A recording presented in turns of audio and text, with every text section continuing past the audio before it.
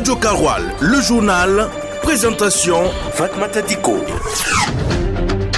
Vous suivez Soir Info sur la Radio Karoual, les grands titres. 70% est le taux de réussite de l'école secteur 5 à l'examen blanc organisé par la circonscription d'éducation de base de Dori 1. Vous entendrez des élèves dans ce journal se prononcer. Les organes de contrôle de l'ordre administratif sont à l'heure du bilan. La session annuelle s'est ouverte ce lundi matin.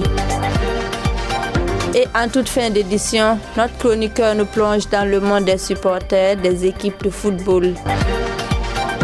Voilà pour les grandes articulations de cette édition du soir sur Radio Karoual. Bonsoir et bienvenue.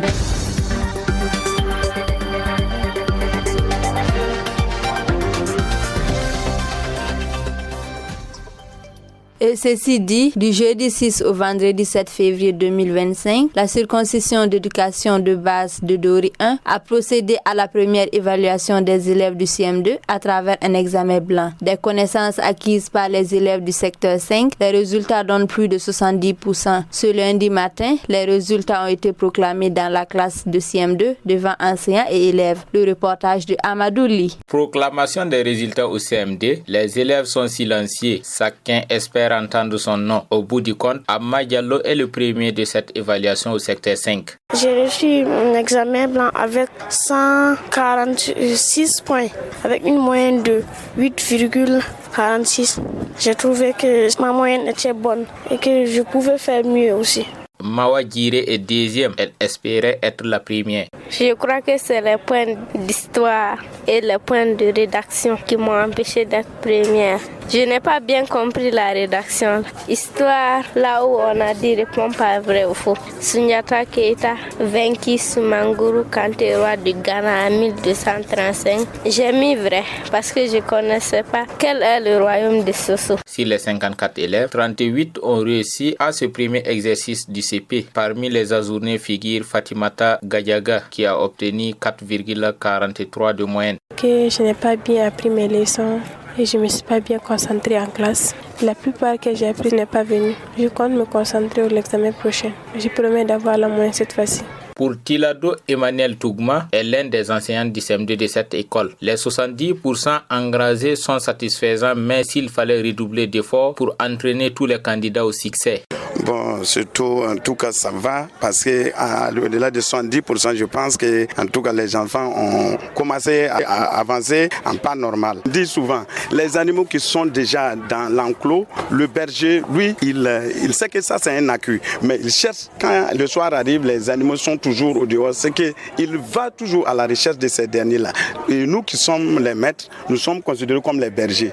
Et tenir aussi les parents, les informer pour qu'ils nous aident parce que l'école c'est une partie. Des examens ont permis de juger le niveau des élèves. Après le niveau école, le niveau SEB est encore plus galvanisant et les enseignants demandent l'aide de tous pour arriver à un taux de 100%. Les organes de contrôle de l'ordre administratif sont à l'heure du bilan. La session annuelle du cadre de concertation s'est ouverte ce lundi matin à Ouagadougou sous le thème rôle et responsabilité des corps de contrôle de l'ordre administratif dans le fonctionnement de la commission de régulation des dysfonctionnements. Cette session est présidée par le contrôleur général d'État, Lassane Compaoré. Des précisions avec Diakondi Tendanou. Créé en septembre 2011, le cadre de concertation des organes de contrôle de l'ordre administratif vise à coordonner les actions des différentes structures de contrôle, harmoniser leurs méthodes d'intervention et promouvoir l'application des normes internationales d'audit et de contrôle. Les réflexions sont structurées autour du thème choisi cette année, rôle et responsabilité des corps de contrôle de l'ordre administratif dans le fonctionnement de la commission de régulation des dysfonctionnements. Il s'agit pour les participants d'optimiser la couverture des entités publiques et renforcer la synergie entre les acteurs de la régulation. Le contrôleur général d'État, Lassane Compaoré, président de la session annuelle, a rappelé que les corps de contrôle ont pour mission essentielle de veiller à l'intégrité du système administratif administrative. Ils ne se limitent pas à la vérification et à la rédaction des rapports. Ils garantissent le bon fonctionnement des institutions en conformité avec les lois et règlements en vigueur. Débutée ce matin lundi 10 février, la session annuelle se tient sur 5 jours jusqu'au vendredi 14 février 2025. Après Ouagadougou, cap sur les hauts bassins à présent dans ce journal. Dans un autre registre, on parle d'agriculture. Le ministre d'État, le ministre en charge de l'agriculture, le commandant Ismaël Sombier, a visité 72 hectares de blé le 9 février 2025 en Dorola, dans les hauts bassins. Il a encouragé les producteurs et promis l'accompagnement du gouvernement. Je vous invite à l'écouter avec nos confrères de la direction de communication du ministère de l'Agriculture. C'est le développement individuel qui à la fin devient un développement collectif. Le développement ne se décrète pas. Voilà, si chaque jeune, chaque homme de Ndorola ici peut à titre personnel satisfaire ses besoins primaires, s'épanouir, à l'arrivée vous allez voir que Ndorola se développe tout seul. On n'a pas besoin de venir décréter, mettre telle infrastructure, mettre quoi, embellir quoi, ça va s'embellir tout seul. C'est la vision comme ça, c'est de faire en sorte que individuellement les gens puissent se développer et le reste va créer un développement généralisé et notre pays, voilà, de manière générale va compter aux yeux du monde. Donc c'est très très important, mais déjà il faut valoriser ce que vous faites ici parce que c'est exceptionnel et ensuite créer les conditions pour que ça puisse être fait plusieurs fois. La mission est donnée, les gens vont revenir rapidement pour faire le travail et pour qu'on ait quelque chose de clair et puis dès que c'est déjà court, il reste 2-3 mois avant la pluie, on ne peut plus travailler, ça va être compliqué et comme les budgets de cette année aussi sont déjà bouclés, mais dès la sortie de la pluie, normalement on doit pouvoir rapidement démarrer quelque chose, voilà, pour avoir le plein potentiel exploitable, même en campagne sèche. J'ai noté le souhait du chef de village qui veut que le goudron continue de Kourouma pour venir en Ndorola. Voilà, la question des routes, c'est un élément essentiel. Et vous avez vu qu'il y a l'initiative Faso Mebo qui a été mise en place avec comme objectif principalement d'améliorer notre réseau routier et de faire en sorte que partout là où il y a une portion de territoire du Burkina Faso, on puisse y avoir accès et que les populations aussi puissent circuler librement. Vous suivez certainement sur les réseaux sociaux les engins qui sont en train de rentrer. L'initiative va pouvoir se mettre en branle et vous allez constater par vous-même qu'il y a de l'amélioration.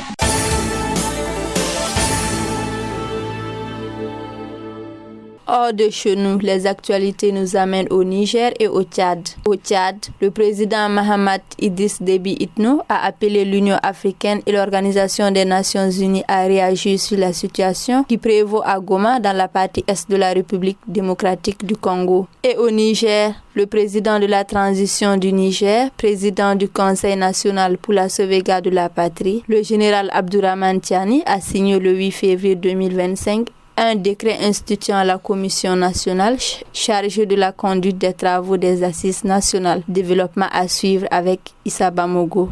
La commission nationale placée sous la présidence du docteur Mahamoudou Harouna Gengare, chef du canton des Zender, est composée de 8 vice-présidents, de 5 rapporteurs généraux et de plusieurs sous-commissions thématiques. Elle aura pour mission d'élaborer les documents de référence, d'encadrer et d'animer les débats, d'exploiter les synthèses des assises régionales et de définir la méthodologie des travaux. Elle sera également chargée d'élaborer et de mettre en œuvre un plan de communication avant, pendant et après les assises nationales.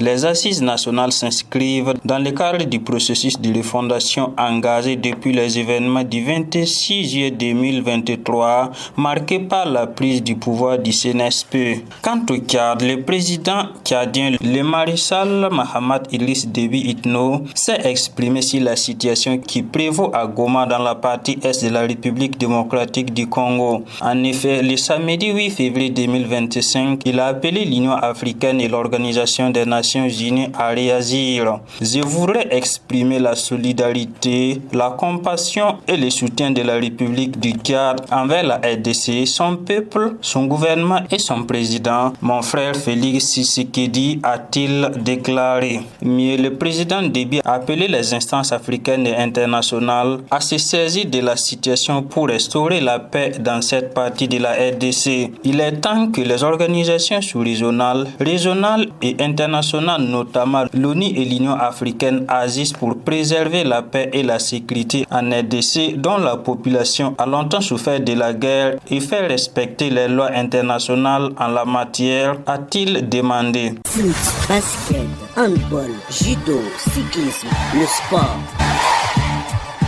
En sport, on s'intéresse aux résultats de la 9e journée du championnat national de première division face au Foot League 1 féminine. AS Djelgodji est tombé face à un mal classé du championnat ASEC 1-0. Le derby ouagalais opposant USFA à Étincelle s'est soldé par un but partout. Le dernier RCB s'est offert une victoire face à ASU Ajax, avant-dernier 2-1. Les résultats complets et classement à l'issue de cette 9e journée avec Mamoudou Diallo. Les Hirondelles de Fada qui avaient commencé fort la saison sont à perte de vitesse dans ces dernières semaines. Accrochés par Wenrabo, les Hirondelles de Fada concèdent un nul 1-1. Grâce à sa victoire 2-0 face à Azo, Danta AC remonte au classement à la 6e place à 1 point de AS Djelgodji qui tombe face à A7 par le plus petit score de 1-0. Et s'il s'impose face à AS Tigres 2-1.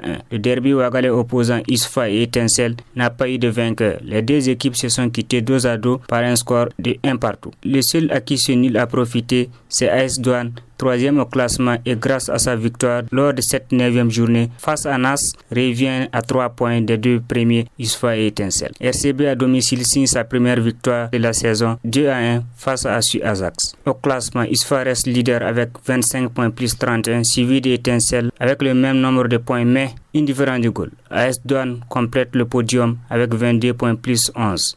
Au bas du classement, on retrouve ASEC à la 12e place avec 7 points moins 13. ASU Ajax est 13e avec aussi 7 points moins 15. RCB est dernier avec 4 petits points. Dernier élément de ce journal, la chronique Société jette un regard sur les supporters des équipes de football. Cheikh Yannick Somé nous envoie dans cet univers plein de passion qui emporte plusieurs générations. Écoutons plutôt. Depuis un certain moment, on ne sait pas si supporter une équipe est bien ou mal. L'autre jour, j'ai dit à mon ami madrilène que cette saison, Barcelone a décidé de s'entraîner à Bernabéu. Si je savais, il m'a fait sortir tout le palmarès du Real Madrid. 36 fois champion d'Espagne, 15 trophées de Ligue des Champions, 5 sacres de Coupe du Monde des clubs. À qui le dis-tu, Sambo? Eh oui, c'est à toi. Nous avons plus de victoires que vous. Avant que je ne m'aperçoive, il était déjà dans la comparaison Messi-Cristiano. Ils ont volé des ballons d'or pour Messi. Sinon, CR7 est le meilleur joueur du monde.